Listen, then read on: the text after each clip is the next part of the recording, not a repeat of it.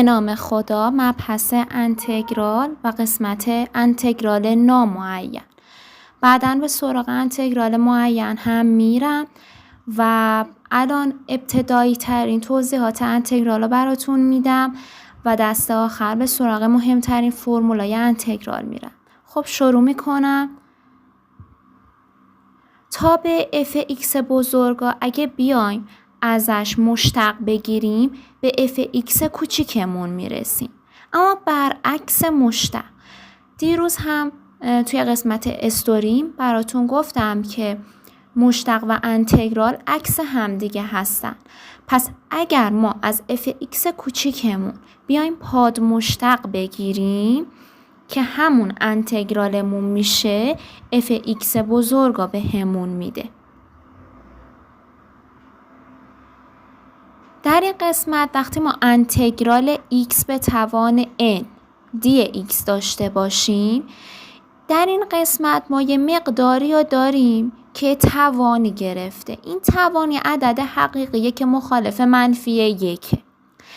ما این مقدار که توان داره وقتی میخواد از زیر انتگرال بیاد بیرون، این توان یکی بهش اضافه میشه و توی مخرج هم همون مقدار تکرار میشه. اون مقداری که زیر انتگرال هست، این مقدار ما کنارش dx میذاریم، چون ما گفتیم که اون مقدار مشتق گرفته شده هست که میره تو دل انتگرال و تابع اصلی ها به همون میده و ما این قسمت یه عدد ثابتی داریم. چرا؟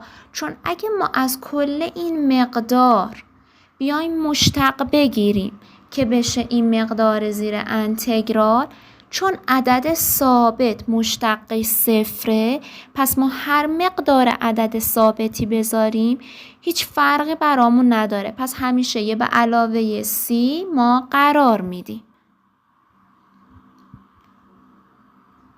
حالا ما اگه x به علاوه c داشته باشیم ازش مشتق بگیریم، خب از x مشتق بگیریم یکا به همون میده و برعکسش ما داریم انتگرال 1 که همون x و به علاوه c هم مقدار ثابتمونه.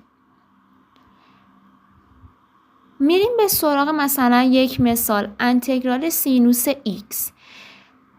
وقتی انتگرال میگیریم باید به خودمون بگیم که مشتق چه مقداری شده سینوس x. میدونیم که مشتق کوسینوس x که ربط داره به سینوس، اما خب ما یه منفی نیاز داریم، چون وقتی ما از کوسینوس مشتق میگیریم منفی سینوس به همون میده. پس ما منفی کوسینوس x میذاریم که وقتی ازش مشتق میگیریم منفی در منفی مثبت که سینوس x ها به همون بده. و در این قسمت هم فرمول هایی هست که ربط داره به این و دارای مقدار آ توی کمان هست که وقتی از زیر انتگرال میخواد بیاد بیرون یک آ میده. اما وقتی سینوس باشه طبق توضیحی که همین بالا دادم یه منفی هم داره، چون وقتی میخواد مشتق گرفته بشه نیاز به منفی داره.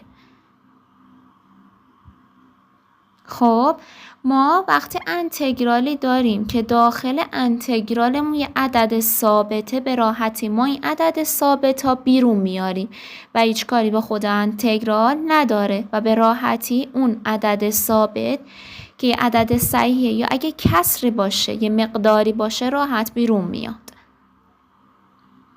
خب ما یه نکته مهمی، اگه انتگرالمون دو تابع با هم جمع یا منها شده باشن یا دو تا مقداری باشن که با هم جمع و منها شده باشن، راحتین به صورت دو تا انتگرال جداگونه میشه دو تابعمون. پس اگه جمع یا منها باشه این انتگرال به دو تا انتگرال تبدیل میشه. ولی یه نکته مهم، اگه انتگرالمون داخلش تقسیم یا ضرب داشته باشیم نمیتونیم به راحتی از هم جدا کنیم، چون اصلا جدا نمیشن و با هم برابر نیست.